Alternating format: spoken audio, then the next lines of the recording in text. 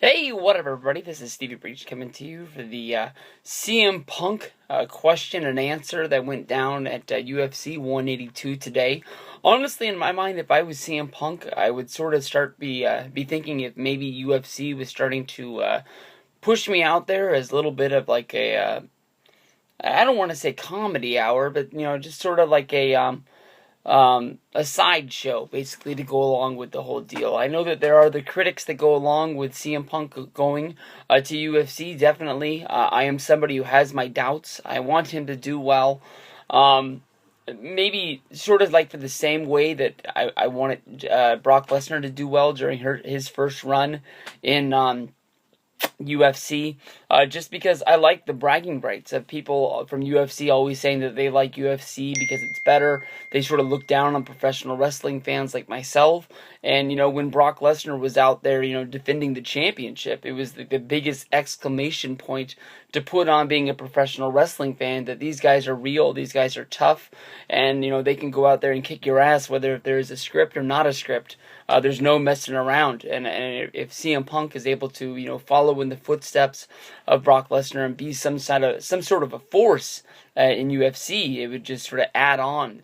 These guys are some of the best professional athletes that there are in the world. I think that most people will look at the CM Punk question and answer as some sort of a joke that went down today. Honestly, a lot of the questions were trash. A lot of the people that were in the crowd were, either drinking during their question or were just barely done drinking from the night before. They were severely trashed.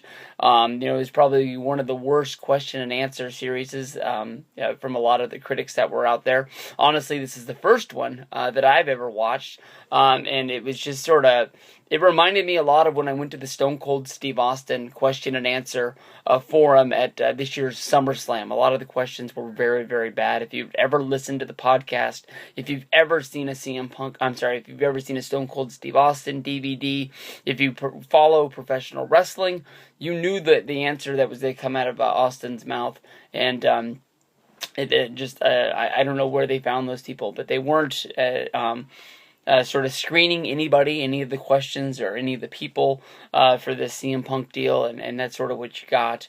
If you break down what CM Punk said, basically he just talked about being a friend. He knew who Duke Rufus was, and he's going to be going to go train at his gym, Rufin Sport Gym, which is in Milwaukee, which is close to where he lives in Chicago. Basically, he's going to be going there, and he's going to be basically living in the gym for 6 months. And, once the 6-month training is done, which would put him probably, I would see him training somewhere in February.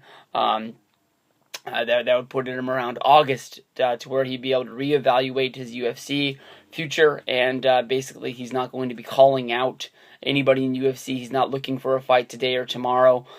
He was questioned about being only a white belt in jiu-jitsu, and he said he was fine with people talking shit about that.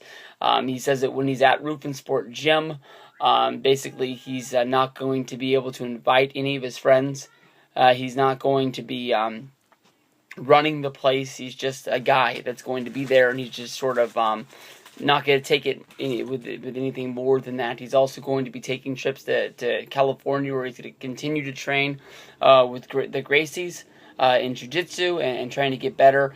Notes that came out was that he had his elbow and his knee scoped a little bit ago, and he feels really good right now to get into the gym and start training. He's not carrying nagging injuries like he did in WWE, where he was having to go in there and go out and go in there day in and day out. UFC is not going to be a one and done sort of dream for him. It's not like something to cross off of his bucket list. He's looking to make this a career.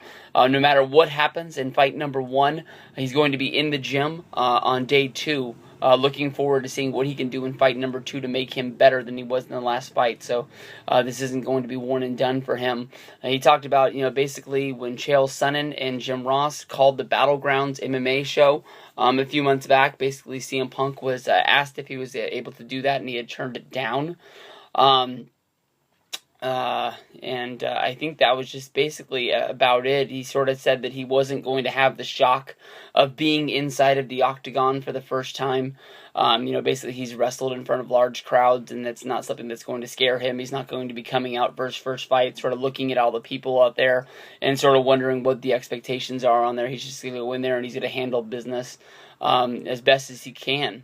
If you watch the CM Punk Q&A deal, just a lot of drunk dudes out there having fun. So if you're there, enjoy it.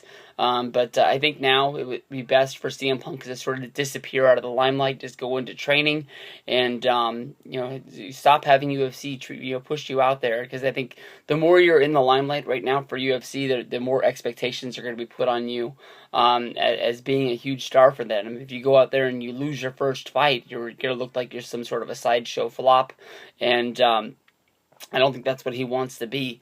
I think he wants to be somebody who really is bringing in pay-per-view buys, somebody that really is bringing in fans, and seeing what they can do from there. So that was the Q&A with CM Punk today. Hopefully you guys liked it and enjoyed, and we're looking forward to UFC 182 tomorrow on Saturday.